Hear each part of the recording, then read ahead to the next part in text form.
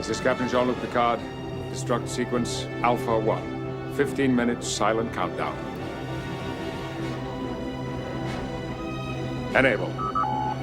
Self-destruct in 15 minutes. There will be no further audio warnings.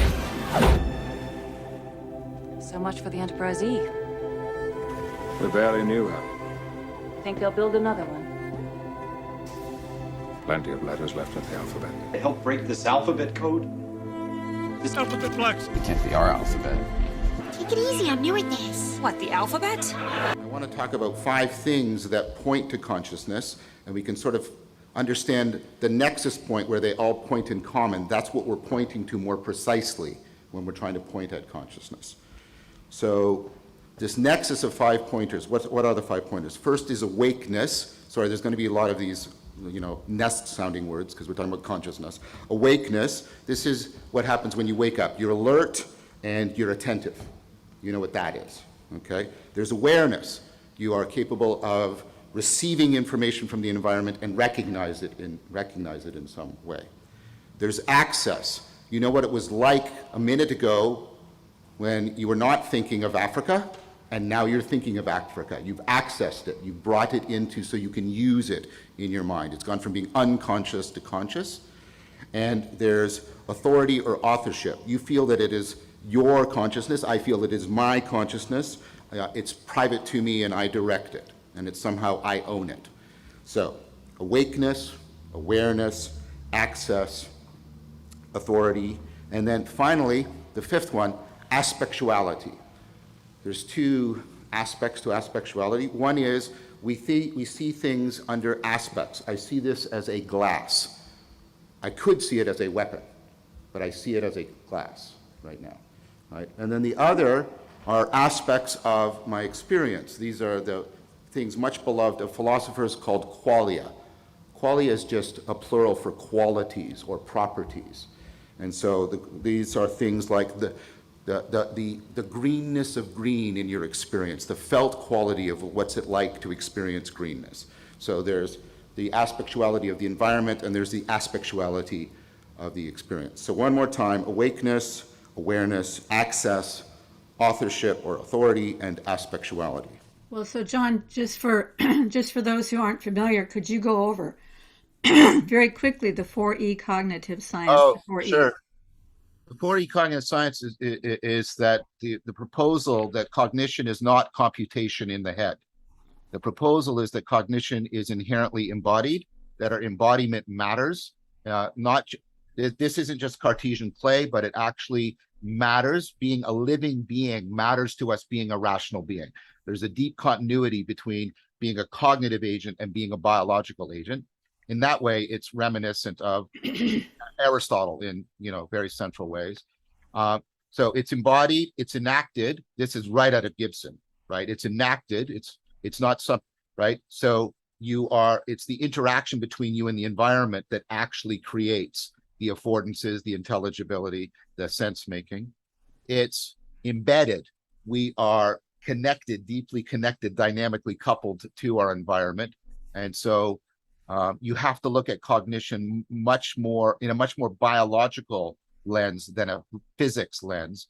So you have to look at so you don't use physical analogies like billiard balls hitting or things like that. You say, well, look at organisms. They're involved in niche construction. They shape the environment and the environment shapes them. And so we have to look at the organism environment dynamic.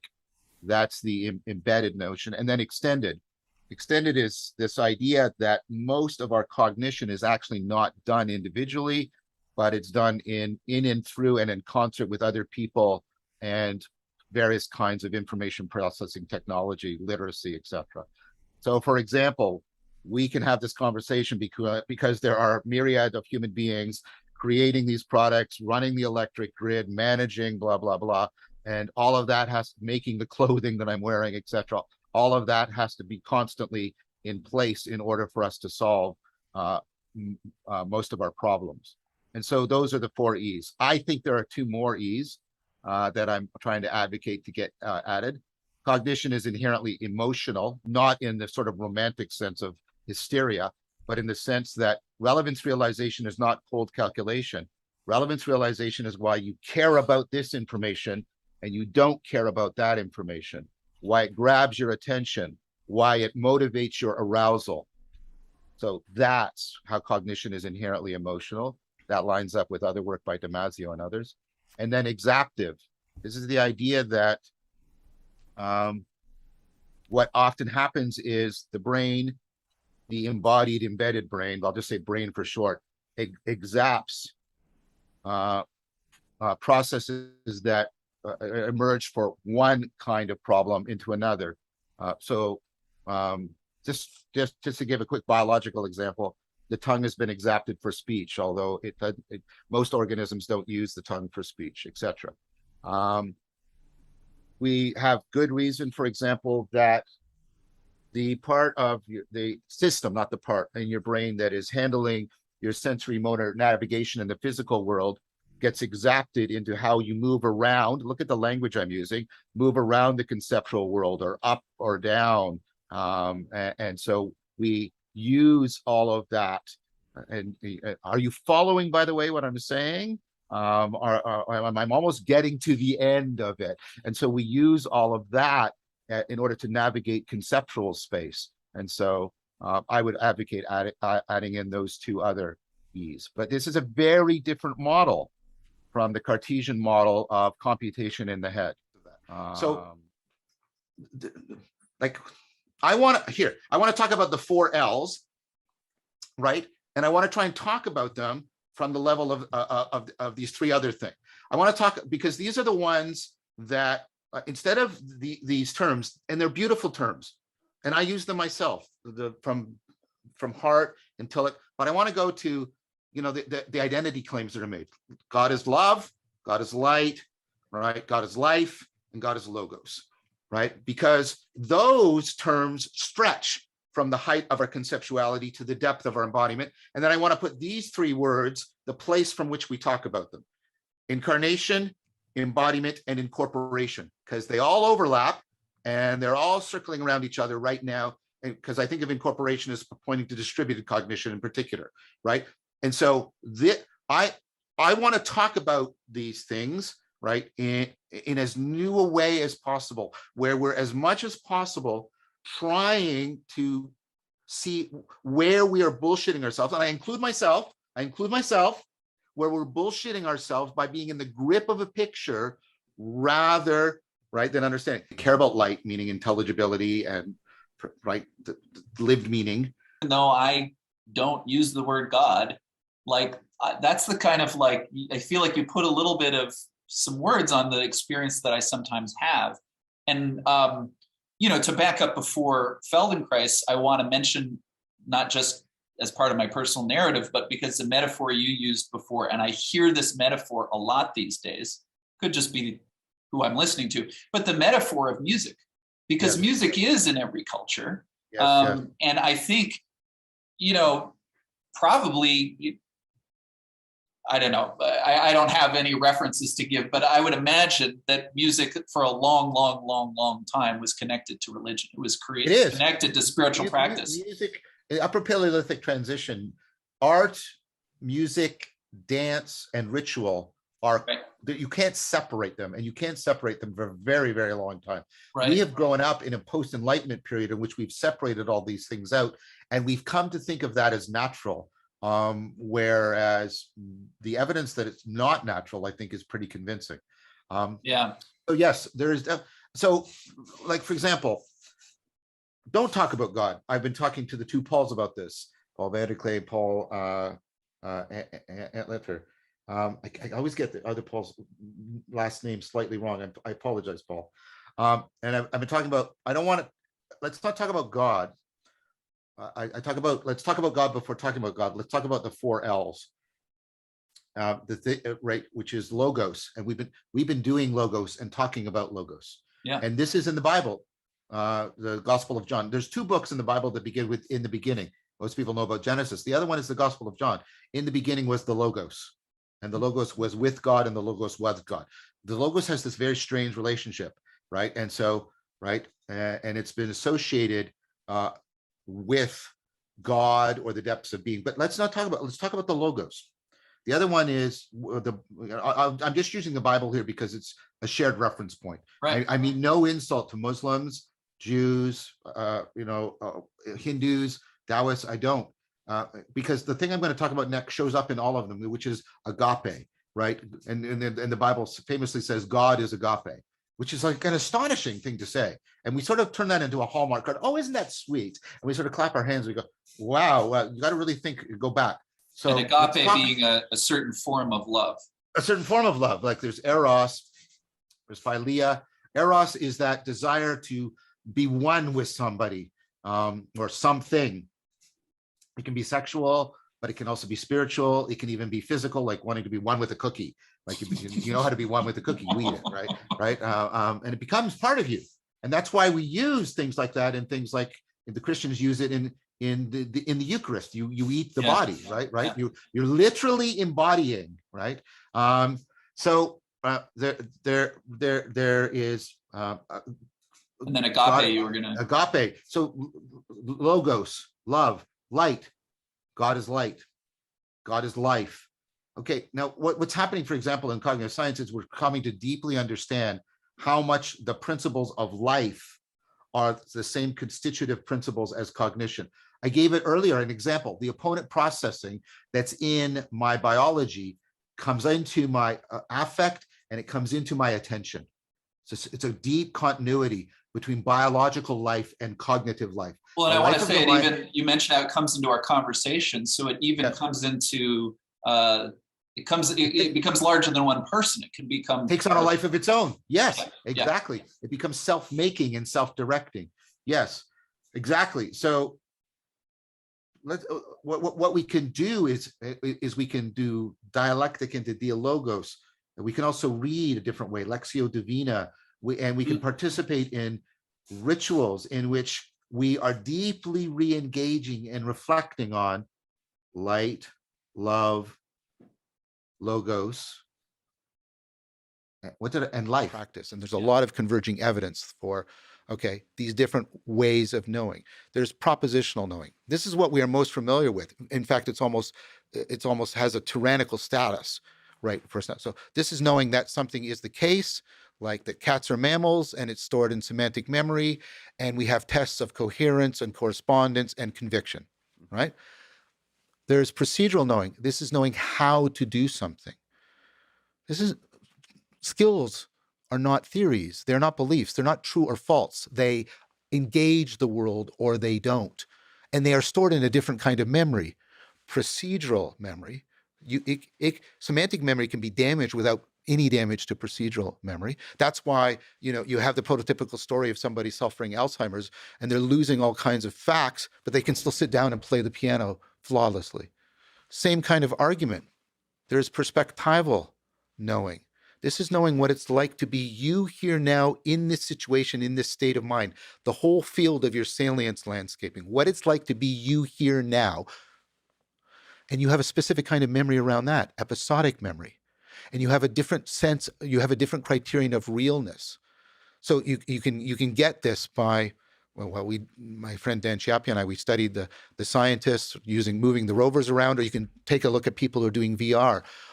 People talk about, they want to really be in the game. That makes it real. They don't mean verisimilitude. You can get that, right? Sense of being in the game with something like Tetris, which it doesn't look like the real world. And you can fail to have it in a video game that has a lot of verisimilitude. It's something else. It's about, again, this kind of connectedness that we're talking about. If I may interrupt, is that connected to the hard problem of consciousness, the subject, the qualia, or is that that kind of knowing, is that different from the qualia of consciousness? I think it has to do with, I make a distinction between the adjectival and the adverbial qualia. So I think it has to do with the adverbial qualia much more than with the adjectival. So the adjectival qualia are like the greenness of green and the blueness of blue. The adverbial qualia are the here-ness, the now-ness, the togetherness. Yeah. And I think the perspectival knowing has a lot to do with the adverbial qualia. Adjectival qualia and adverbial qualia. I'm learning so many new things today. Okay, so that's another way of knowing. Right, the perspective, and then there's a deeper one. and this is a philosophical point, and I don't want to, we can go through the argument, right? But you don't have to know that you know in order to know, because if you start doing that, you get an infinite regress. There has to be kinds of knowing that doesn't mean you know that. Yeah. Okay. Of course. Okay, great. Okay, good. Well, there was a lot of ink spilled over that over a 40-year period. So By philosophers, they spill. This is what they do. They spill ink. yeah, but They I want to get talk paid for ink spillage. So I want to talk about what I call participatory knowing. This is the idea that you and the world are co-participating in things, and such that real affordances exist between you.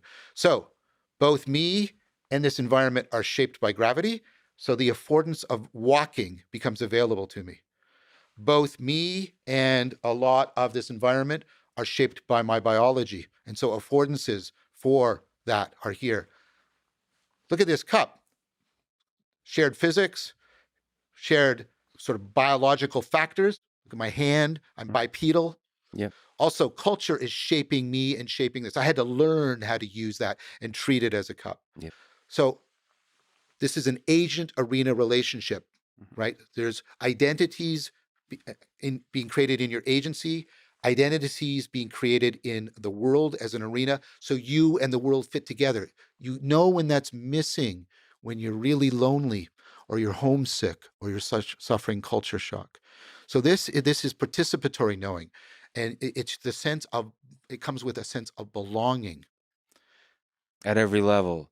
So the ability to walk is a kind of knowing. Yes. That there's a dance between the physics that enables this process, and just participating in the process is the act of knowing. Right. And there's a really weird form of memory you have for this kind of knowing. It's called yourself. What? Can you elaborate? Well,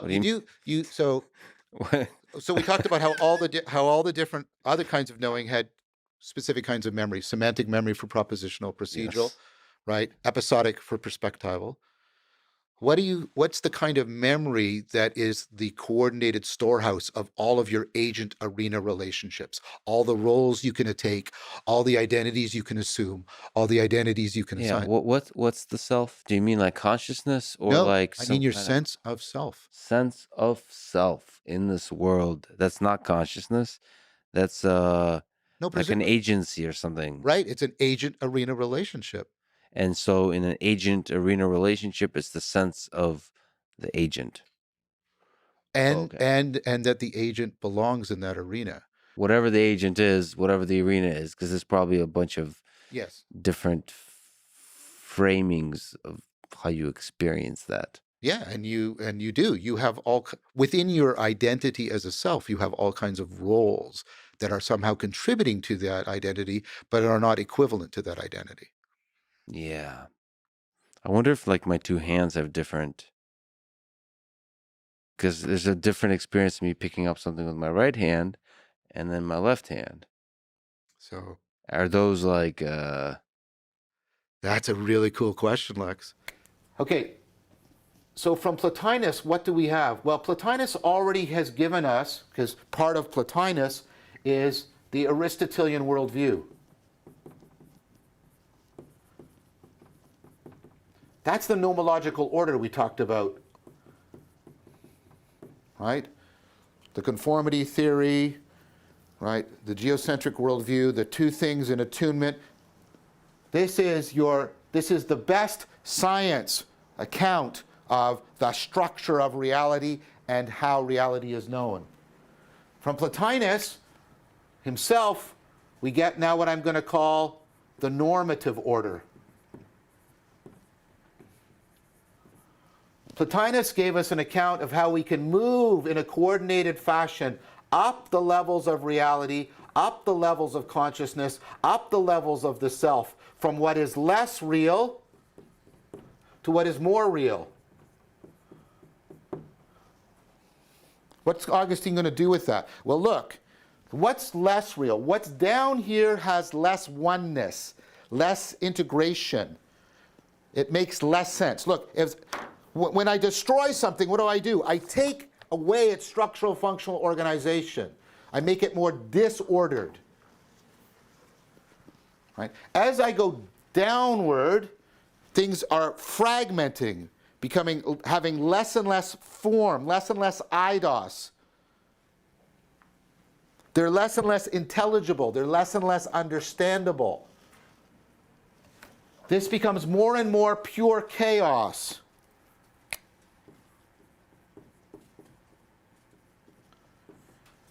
I'm losing truth. I'm losing goodness. I'm losing beauty. I'm losing what makes things to be and what makes them to be sensible and intelligible. This is evil. Down here is that's the hole. That's the tear in being towards which things can fall. But I can also move up to what's more true, more good, more real. And of course, what Plotinus knows is that this is driven by a love of knowing what is real and simultaneously becoming what is more real. And so for Augustine, this of course, and Plato even called it, if you remember, the good. This is the normative order. The nomological order tells you how things are structured. The normative order tells you how you can become better, how you can deal with evil, and how you can increase realness, meaning in your life. Augustine takes that, and as I've shown you, he says, wait, the thing about Aristotle is, well, you know what? Everything was moving to get where it belongs, right? But that's all it is in Aristotle. But I think, Augustine is basically saying, that everything is moving in a way in order to try and move us away from evil towards goodness. And so he says, I think Christianity puts these two together. The world, everything is moving on purpose, and the purpose is to try and afford realization, both cognitive and in the world. Things are becoming more real, we're becoming more real, we're realizing that. And then he says, and you know what? All of this is driven by love and about the transformation that happens in me, the gnosis agape. That's the narrative order of Christianity. There's this great narrative, there's this great story about the course of history. And the course of history is a course, right, of moving, right, towards a final consummation, the promised land. And that is the history of God's love, of God's agape, of God intervening and creating the open future. But that agape isn't just a historical force, it's also a normative force in me. It's also leading me upward towards the good. What Augustine does is he says, Christianity can put all of these things together.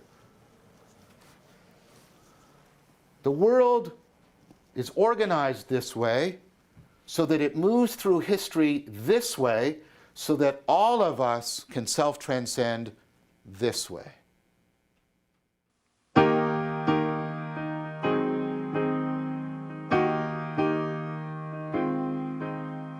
A, B, C, D, E, F, G, H, I, J, K, L, M, N, O, P, Q, R, S, T, V, W, X, Y, and Z. Now I've said